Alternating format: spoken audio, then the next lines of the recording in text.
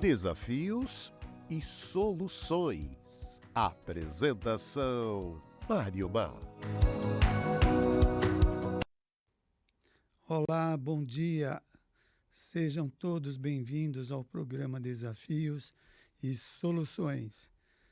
É uma tentativa nossa, um esforço de compreender a nossa existência como espíritos imortais.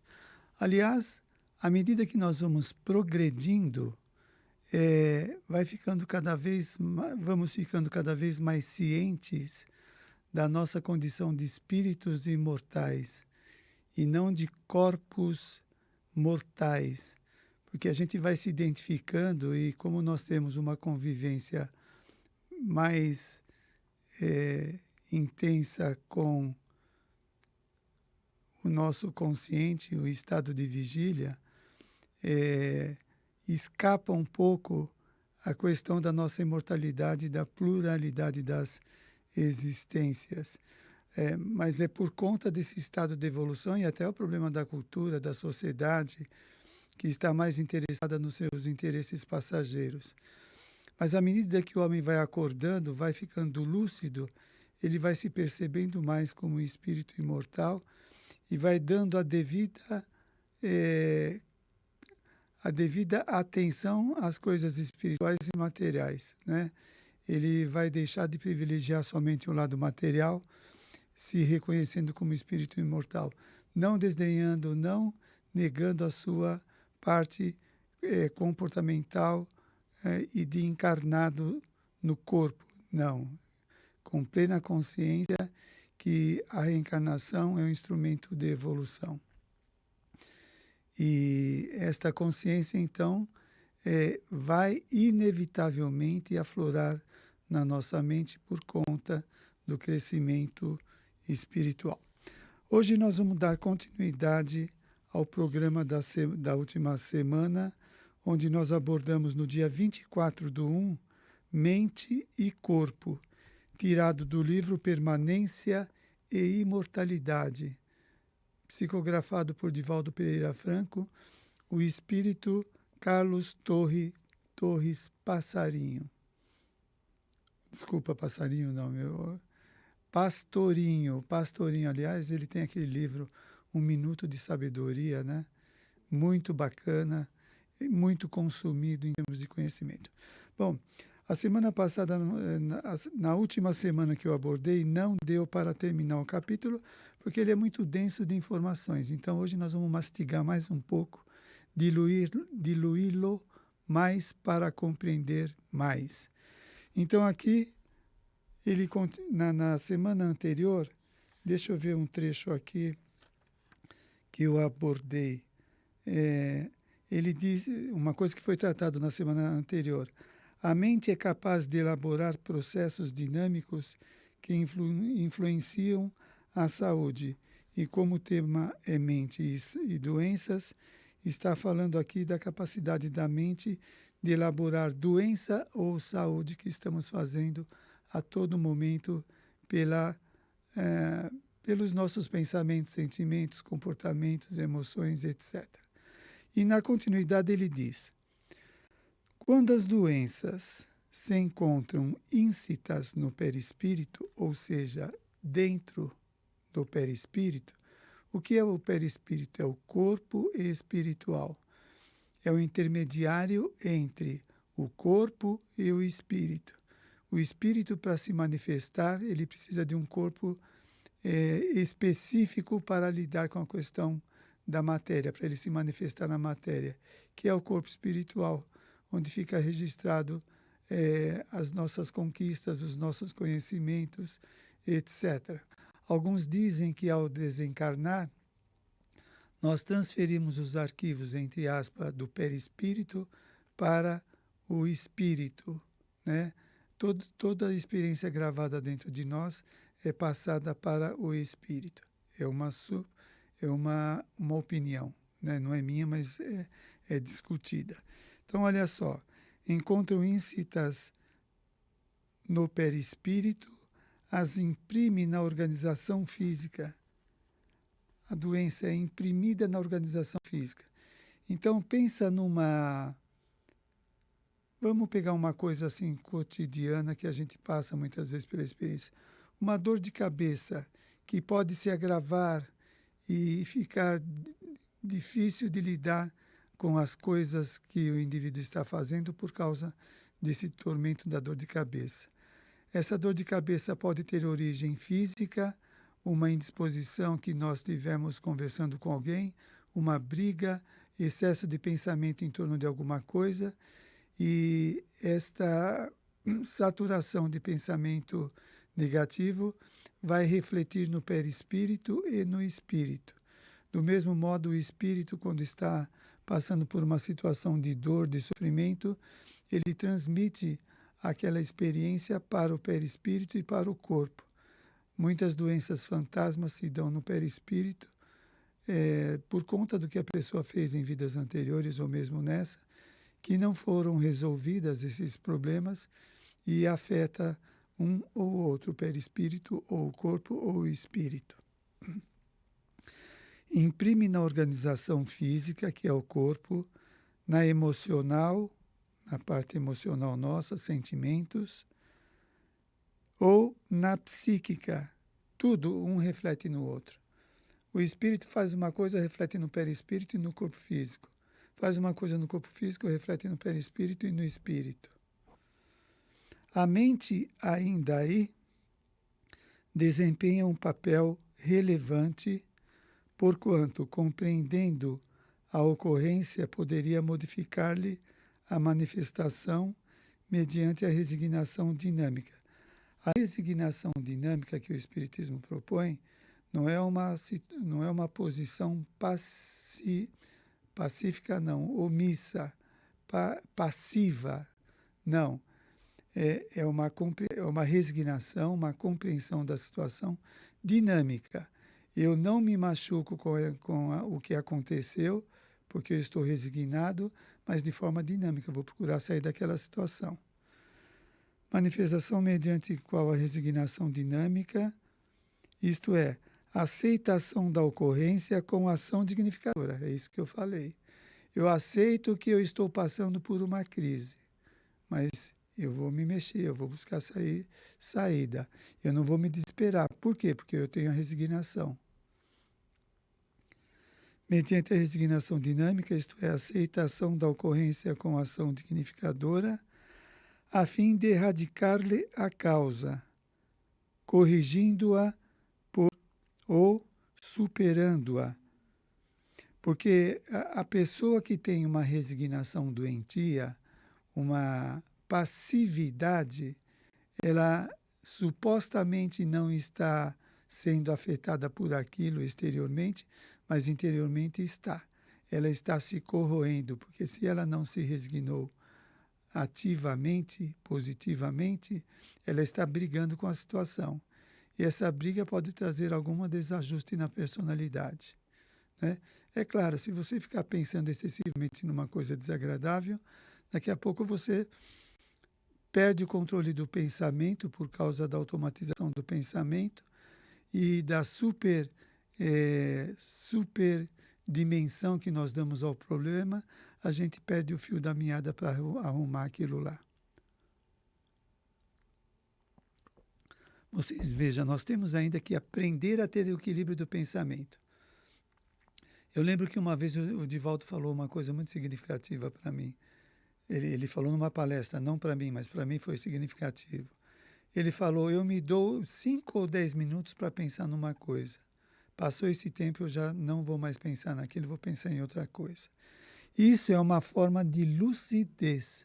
Se eu percebo que eu não consigo resolver aquele problema através das minhas tentativas, eu paro e vou fazer outra coisa.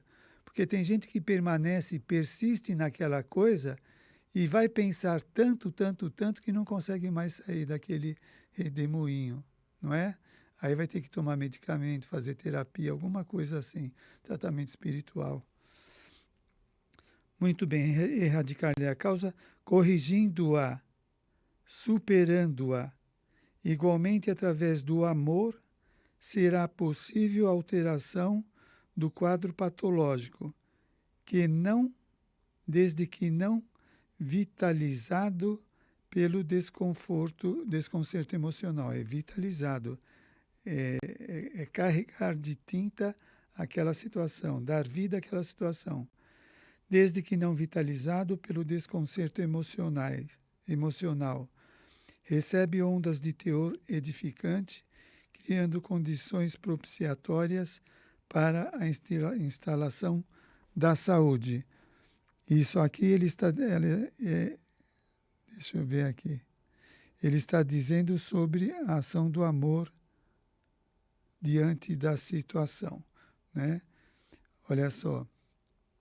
Recebendo ondas de teor edificante, criando condições propiciatórias para a instalação da saúde. As propriedades do amor ainda a gente não conhece. Nós estamos treinando sentimentos, sensações, pensamentos para utilizar com mais aproveitamento estas faculdades do espírito para poder se manifestar na sua vida, né? Então, quando a gente fala de amor, a gente, desculpe da generalização, pelo menos eu não entendo direito, mas a gente sabe que está treinando. Quando a gente forma uma família, ou forma uma amizade no ambiente de trabalho, ou com o vizinho, ou com alguém, a gente forma um laço de afeto, e esse laço de afeto ele é alimentado através do convívio dos envolvidos. Cada vez que se encontram, exercita mais afeto, com um aperto de mão, com um beijo, com um abraço, com uma palavra amistosa, com um ombro amigo. Estes são exercícios de amor, né? Até desabrochar numa condição que a gente ainda não sabe direito. Mas a gente está aí experimentando, a gente ainda tem muita coisa instintiva, grosseira, emoções grosseiras, como paixão desequilibrada, tristeza, excesso de euforia, etc. Euforia já é um excesso, né? Olha só. Por ser criativa, a mente interfere em todos os processos existenciais. Essa capacidade plástica da criatividade, da mente de criar, de fazer coisas novas, inusitadas, diferentes. Então, olha só, por ser criativa, a mente interfere em todos os processos existenciais em face da sua capacidade de gerar novas informações e produzir conteúdos sempre novos, ou deter-se nos clichês ancestrais que lhe impedem o desenvolvimento, a amplificação de campo para poder manifestar-se. Bom, isso merece uma releitura refletida. Então vamos lá. Por ser criatura, a mente interfere em todos os processos existenciais. Como que a gente dá com a nossa existência nos relacionamentos interpessoais, na existência em si, a nossa existência no planeta, os nossos propósitos ideais? A mente interfere de forma criativa nestas questões existenciais. Quanto mais nós enriquecemos a nossa capacidade, mais alternativas nós temos de perceber as coisas de modo diferente. Do modo egóico de perceber as coisas, muito fechado em si mesmo, nós temos uma visão bastante distorcida, bastante limitada, que pouco oferece em termos de entendimento das questões da existência. À medida, então, que nós vamos ampliando através das experiências, do enfrentamento da existência, nós ampliamos a capacidade de ver aquilo. Então, por exemplo, quando você está fazendo o curso pré-primário, sendo alfabetizado, o que você entende de gramática de português é bem diferente daquilo que você vai aprender no último ano do segundo grau sobre português. Você teve uma trajetória de 8 anos, mais ou menos, aprendendo, aprofundando a gramática para entender cada vez mais, né? Então, à medida que nós ampliamos a nossa capacidade de entendimento, aquilo que numa época causava fossa, sofrimento, abandono, numa outra etapa, aquilo soa como aprendizado, como negligência pessoal de abandonar a própria existência, etc, etc.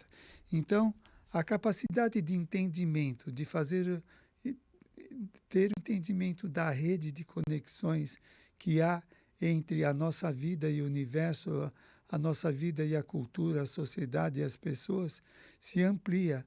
Aí nós começamos a ver nós, dentro desse esquema evolutivo, como seres co-criadores do plano menor, fazendo alguma coisa para a melhoria do universo. Então, por ser criativamente interfere em todos os processos existenciais, em face da sua capacidade de gerar novas informações.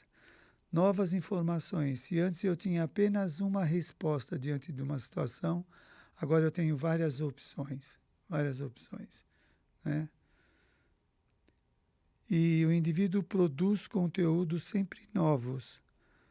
Esta é uma coisa interessante que me parece que o espírito mais lúcido ele dá conta disso.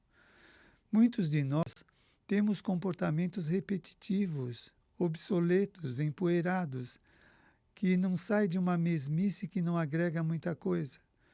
Você veja, se você comete hoje na sua existência um comportamento muito grave, que deixa fissura na sua personalidade, deixa marcas profundas na sua personalidade, você vai viver uma vida carregada de lembranças amargas daquilo que você fez. Ao desencarnar, provavelmente, se você não resolveu aquela coisa, aquela situação, na nova existência você vai carregar no inconsciente as memórias, as lembranças daquilo que você fez na vida passada que foi grave. E vai aparecer como restrição, dificuldade que o indivíduo vai apresentar. E por conta disso, a vida dele não vai ser tão rica de criatividade, de coisas novas, porque a mente dele fica focada, fica cristalizada naquela experiência do passado que reflete até hoje. Quer ver um exemplo claríssimo sobre isso? É o suicida. A marca que fica no perispírito do ato que ele cometeu é tão grave que Ivone Pereira fala que determinadas marcas do suicídio demoram mais de 100 anos para ser resolvido, tal a gravidade da situação. Muito bem, então voltando. Então, se eu estou carregando coisas dentro de mim destrutivas, eu vou ter uma vida bastante pobre de crescimento pessoal por causa desse estado doentio que eu me encontro, que eu não consigo ver muitas saídas, muitas alternativas. A vida fica um pouco sem graça porque o mundo interior dele está tão perturbado, tão distorcido, os pensamentos a respeito da vida, que ele não consegue aproveitar de forma ampla a sua existência. Então, à medida que nós vamos melhorando os nossos conhecimentos e a nossa vivência, nós vamos ficando mais aparamentados, mais cheios de recursos para lidar com as questões da vida sem problematizar, mas para resolver as pendências que nós trazemos do passado e aquelas que formamos no presente. Continua. Então, dificuldade de produzir conteúdos sempre novos ou deter-se nos clichês ancestrais que lhe impedem o desenvolvimento, a ampliação de campo para poder manifestar-se. Está aqui. Se eu não me desenvolvo, eu vou continuar alimentando os clichês mentais. Então, por exemplo, quantos de nós temos clichês mentais, temos imagens do sexo para nós como uma coisa pecaminosa, uma coisa do diabo, uma coisa intocável, a pessoa logo cria culpas se ela se excita com alguma coisa sexual, se ela tem interesse em alguém, se ela tem interesses de um relacionamento, etc. Ou, por exemplo, um outro item que também ocupa bastante a mente do culpado é o dinheiro. O dinheiro é coisa do mal, leva à perdição, etc, etc. A pessoa não vê que o dinheiro produz cultura, emprego, comida, relacionamentos de pessoas que trabalham juntas, etc. Muito bem.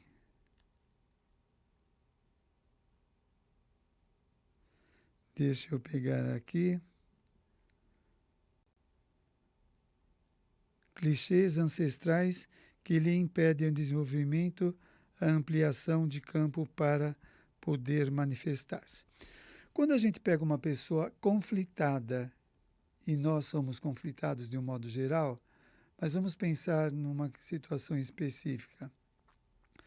Quando ela tem alguns problemas psicológicos internos não resolvidos, ela fica com a vida empobrecida, que ela tem medos e inseguranças infundados. Ela acha que se fizer alguma coisa vai ficar em pecado e ela evita de fazer, por exemplo, um relacionamento afetivo e acaba empobrecendo a vida por não ter um relacionamento que poderia ampliar a carga dela da afetividade, né?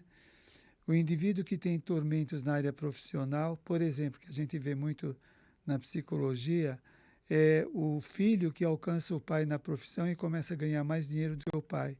O pai não aceita, como gestor da família, ganhar menos do que o filho. Aí o filho dá um jeito de ser incompetente no trabalho dele, para trabalhar sempre num nível inferior e ganhar menos do que o pai só para equacionar o problema familiar. É uma coisa que acontece. Muito bem, então você olha que tipo de vida que a pessoa vai ter. Graças aos avanços da medicina em todas as áreas, especialmente no campo cirúrgico, a mente pode aspirar pelo prolongamento da existência orgânica, o que é perfeitamente normal e válido, ou modificar a estrutura física do corpo em que se expressa. Então, hoje a cirurgia plástica avançou bastante, dando motivação para a pessoa que tem alguma coisa grave e se vale da cirurgia, e não só da plástica, né, mas da saúde de um modo geral. Hoje nós nos preocupamos bastante com essa questão para que a nossa vida tenha mais qualidade e que nós possamos viver mais para aprender mais. Não padecem dúvida que os resultados são positivos, dependendo, porém, de muitos fatores, entre os quais os emocionais e os kármicos, que têm predominância do conjunto da interação mente-corpo. Bom, gente, esta questão explica tudo. Porque se o indivíduo não entende essa questão, ele cai numa fantasia de achar que só basta ter pensamento positivo e as coisas estão resolvidas. Ter os pensamentos positivos é uma conquista que nós vamos obter e que ela vai ter um efeito positivo na nossa vida ao longo do tempo. Mas se o indivíduo tem débitos em determinada área, e se ele tem débito é que ele não resolveu ainda, ele não vai conseguir alcançar muitas coisas por causa desses débitos. Então, o karma vai dificultar ele avançar em determinada área, porque ele não resolveu, não equacionou coisas que importam para o crescimento dele e do meio social. Então, olha só. Não padecem dúvida que os resultados são positivos, dependendo, porém, de muitos fatores, entre os quais os emocionais e os kármicos, que têm predominância no conjunto no conjunto da interação mente-corpo. O indivíduo faz exercícios, faz trabalhos para melhorar o corpo, que é bom, mas nem sempre consegue avançar o quanto queria. Por quê? Porque tem obstáculos, tem coisas para serem resolvidas. Pegamos aqui o que fala o livro de uma pessoa perturbada emocionalmente. Digamos que ela recebe a promoção para ser gerente de uma empresa. E porque é destemperada, desequilibrada, ela trata com rudeza os seus funcionários, as pessoas que ele tem contato mesmo na família, tornando-se uma pessoa desagradável, perturbadora, que faz muitas pessoas sofrerem. Ele não pode ocupar aquele cargo porque ele não tem equilíbrio. A empresa vai mandar embora, ele vai ter que procurar outro emprego. Uma hora ele vai aprender que ele tem que se readequar, né? Porque ele vai receber feedback também que o comportamento destrutivo dele perturba as pessoas com quem ele convive. Então, não dá para ele avançar porque ele tem um desequilíbrio a ser resolvido. E os débitos kármicos nós temos que resolver também. Se eu tenho débito com um familiar, ou no meio social, ou comigo mesmo, também comigo mesmo, eu tenho que trabalhar para resolver isso. Quando se tratam esses problemas, anomalias e deformidades, que podem ser corrigidos cirurgicamente, mas que fazem parte do mapa evolutivo de cada indivíduo, resultado inevitável do uso a que se entregou a aparelhagem física em reencarnação transata ou passada, podem advir efeitos positivos imediatos que todavia cederão lugar a novos sofrimentos porque as matrizes desencadeadoras dos processos patológicos no perispírito não foram resolvidas. Deixa eu pegar um pedacinho aqui. A reencarnação transata, podendo advir efeitos positivos imediatos, que todavia se derão lugar assim. De imediato, ao reencarnar, o indivíduo pode ter efeitos positivos com algum comportamento, mas depois podem aparecer os transtornos aí da personalidade por conta dos processos patológicos que ele carrega no perispírito. Então,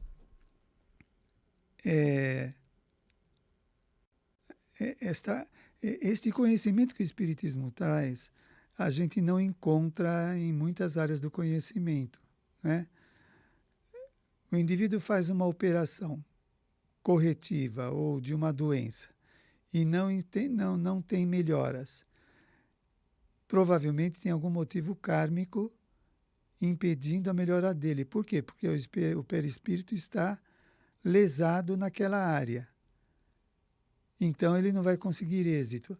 Aí ele pode se tornar pessimista e falar que os benfeitores falam de ser positivo, trabalhar para o bem, que a prece nos ajuda. Ele vai desdenhar tudo isso porque ele não teve resultado positivo. Só que ele não avalia o que ele traz dentro dele, que pode ser um veneno que destrói toda a tentativa de melhoria pessoal. Aí não adianta, né?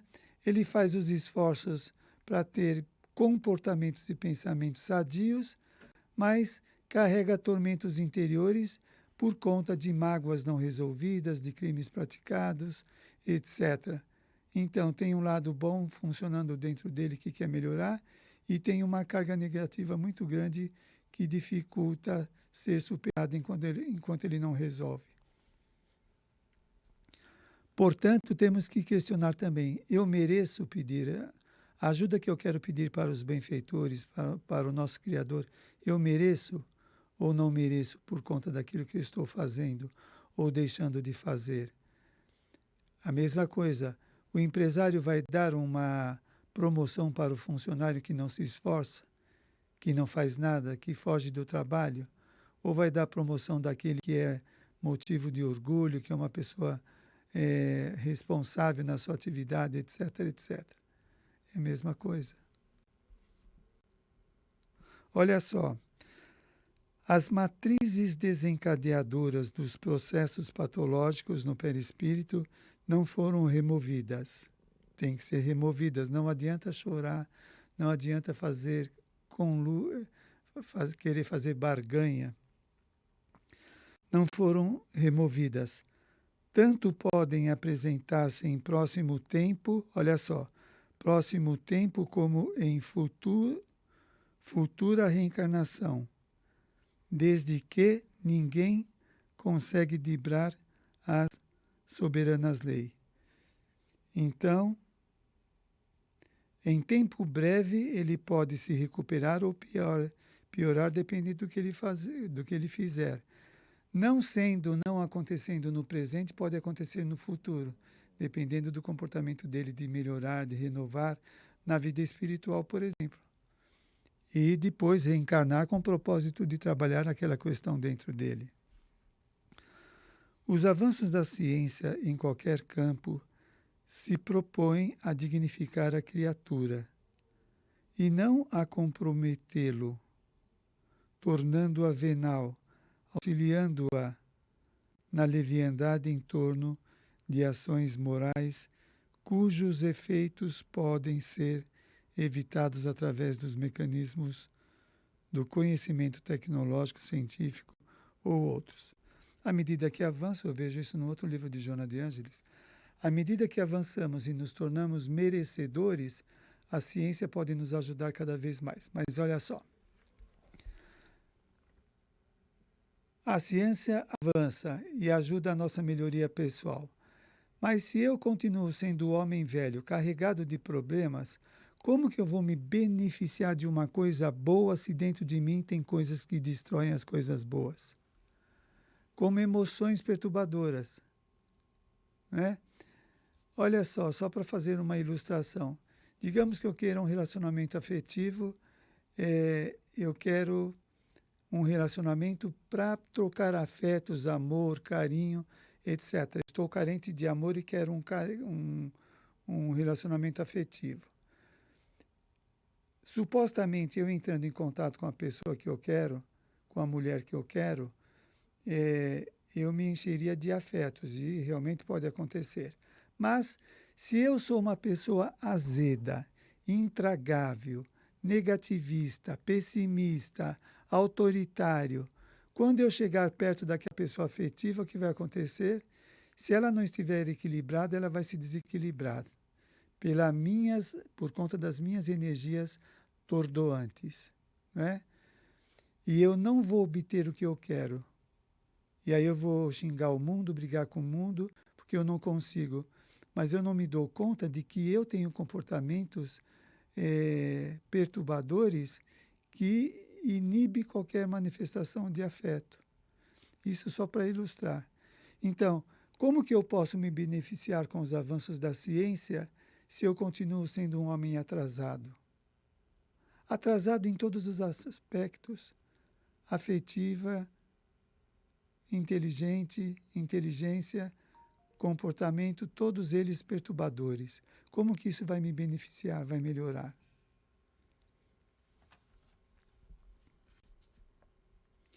Olha só, a criatura, portanto, através da mente, é dotada de grande possibilidade para gerar doenças ou não, conforme os seus padrões interiores de pensamento e aspirações. Tá aí. É um resumo de muita coisa. Deixa eu ver aqui se eu estou recebendo informação da Thaís. Se tem... Não, ainda eu pelo menos não peguei nada ainda aqui. Gente, eu achei esse trecho aqui muito profundo, muito profundo. Olha só. A criatura, através da mente, do que pensamos, idealizamos, imaginamos, sentimos, a criatura, através da mente, é dotada de grande possibilidade para gerar doenças ou não, conforme os seus padrões interiores de pensamento e de aspirações. Como que são os padrões interiores de pensamento? Padrão de pensamento pessimista. A vida não sai dessa mesmice, as coisas nunca vão acontecer, já tentei de tudo, não adianta. Aí a pessoa, esse pessimista, amadurece, se casa, passa para a mulher os valores dele, ela se afiniza com ele, ou os dois trocam farpas por simpatia. Aí vem os filhos são amamentados nesses pensamentos negativos, e esses vão passando para as suas gerações. E assim o mundo vai vagarosamente se modificando, porque tem gente ainda que perpetua esse estado doentio.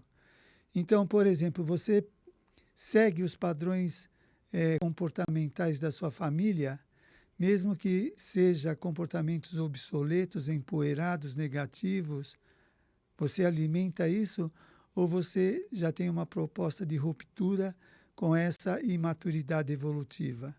O que nós estamos fazendo com esses padrões que são engolidos quando nós reencarnamos, fora aqueles que nós trazemos da existência passada, que se acumula com estes da vida presente, tornando o indivíduo uma marionete no jogo da existência. Precisamos prestar atenção. Então, às vezes, pedimos ajuda e não fazemos o nosso melhor para melhorar a nossa existência e o nosso entorno. Olha só, quando há predominância de sentimentos venais, de angústias e anseios de vingança, de ódio e ciúme, sem dúvida o câncer, as cardiopatias, a depressão e outras enfermidades encontram campo vibratório para manifestar-se, prosseguindo sustentadas pelas emissões contínuas de mau humor e de sentimento. Uma vez eu brinquei numa palestra, eu falei, olha, as empresas no futuro, quando contratar alguém, vai ter que pedir um atestado de bom humor. Fulano, traz um atestado de bom humor. Se você é uma pessoa positiva, alegre, tem um bom humor, ou se você é carrancudo, triste, azedo, amargo, chato, e por aí se vai. Porque isso afeta diretamente tanto o indivíduo como o seu entorno, os aparelhos, as coisas, formando uma psicosfera doentia.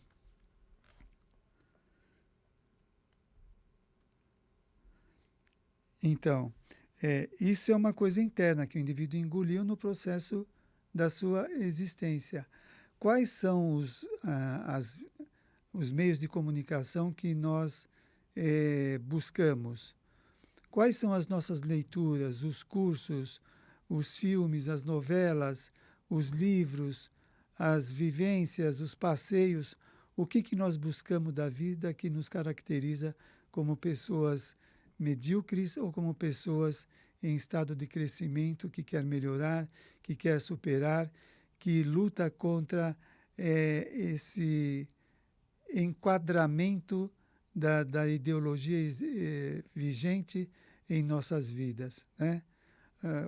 Como que nós lidamos com isso? Nós nos submetemos a esse estado de coisas ou nós lutamos para sair e buscar ou formar padrões mais atualizados?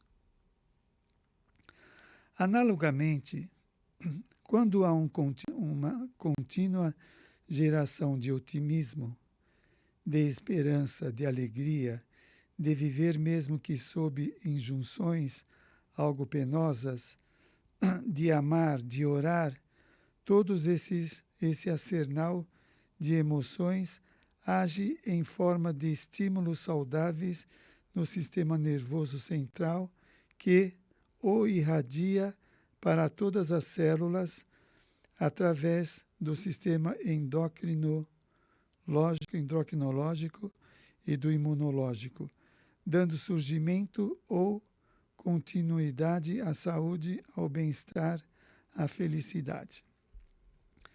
É interessante, né, que nas últimas décadas surgiu a psicologia positiva, que é uma abordagem psicológica interessada em estudar a pessoa madura, a pessoa equilibrada, saudável, como que ela pensa, como que ela sente, como que ela se comporta na vida.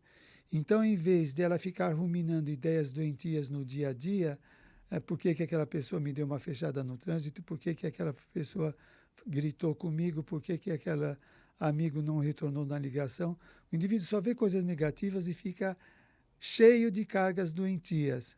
Ao contrário disso, a proposta positiva, vamos repetir, analogamente, quando há uma contínua geração de otimismo, de esperança, de alegria, de viver mesmo que sob injunções algo penosas, de amar, de orar, todo esse arsenal de emoções age em forma de estímulos saudáveis.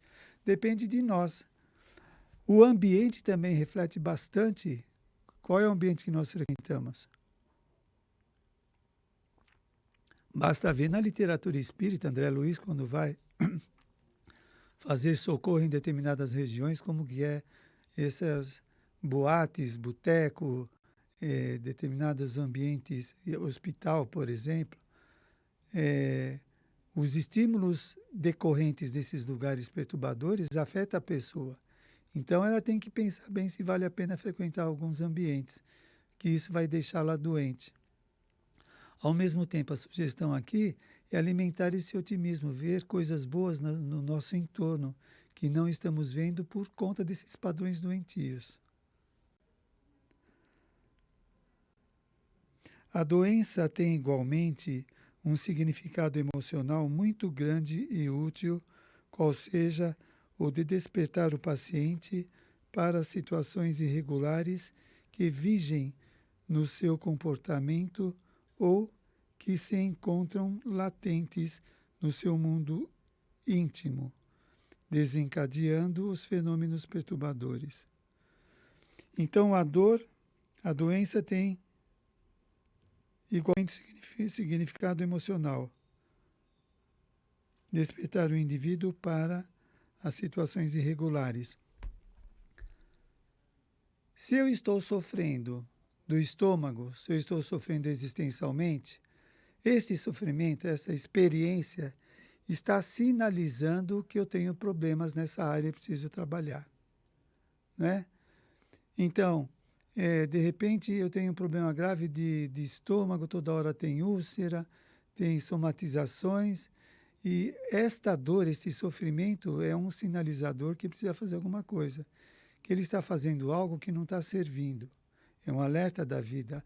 A vida nos ajuda deste modo e de tantas outras que a gente nem imagina.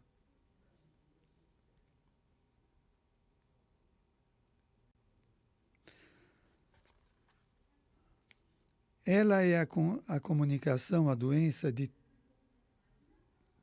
que algo está desconcertante, que vem ocorrendo e necessita reparo urgente. Reparo urgente, por exemplo, eu reclamo de tudo, tem que parar urgentemente de reclamar de tudo. Eu vejo só o lado negativo, vou mudar o padrão. Eu espero que coisas tristes aconteçam. Eu acho que as pessoas não gostam de mim. Tudo pensamento negativo, coloca na fossa, deixa triste e põe para baixo. A gente tem que parar com isso. Tem alguém que não gosta de mim, mas tem outro que gosta. Se não gosta de mim, por quê? Porque eu sou antipático? Aí eu vou trabalhar isso. Não é porque eu sou antipático, é que a outra pessoa é exigente. Eu vou trabalhar como lidar com isso. Isso significa estar implicado na própria existência. Ou seja, será que eu cuido da minha evolução? Será que eu cuido do meu crescimento? Quando você entra no curso de graduação, na faculdade ou na formação básica, você tem um compromisso com o que você está aprendendo. O professor não fica te carregando no colo, fazendo no seu lugar. Né? Você tem que assumir a matéria que você tem mais dificuldade, buscar mais informação, melhorar, etc, etc. Né? Você se carregar, você se ajudar. O nosso tempo, deixa eu ver como está aqui. Como está o nosso tempo?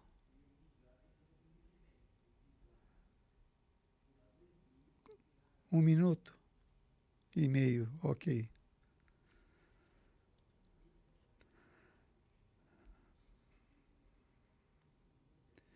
A mente é reservada à tarefa terapêutica de criar novos significados graças a essa conduta renovadora para recompor a função orgânica em estado de desequilíbrio. Tarefa terapêutica de criar novos significados. Agora, imagine o que é uma mente madura criando novos significados. O valor que ela dá para as questões da vida e do seu cotidiano, como deve ser ampliado e ter mil possibilidades de realização.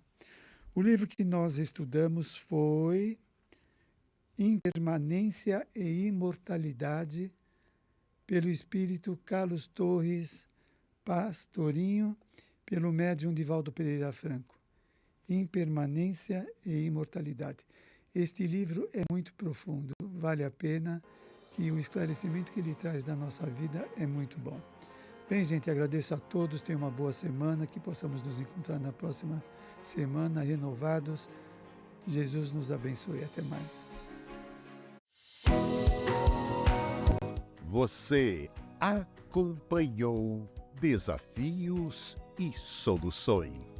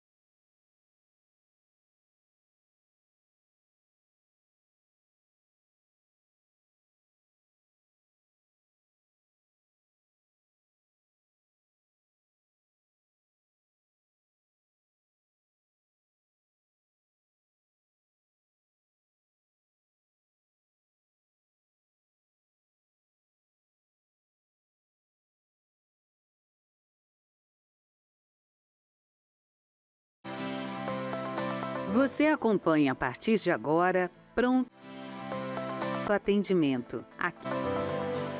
Você acompanha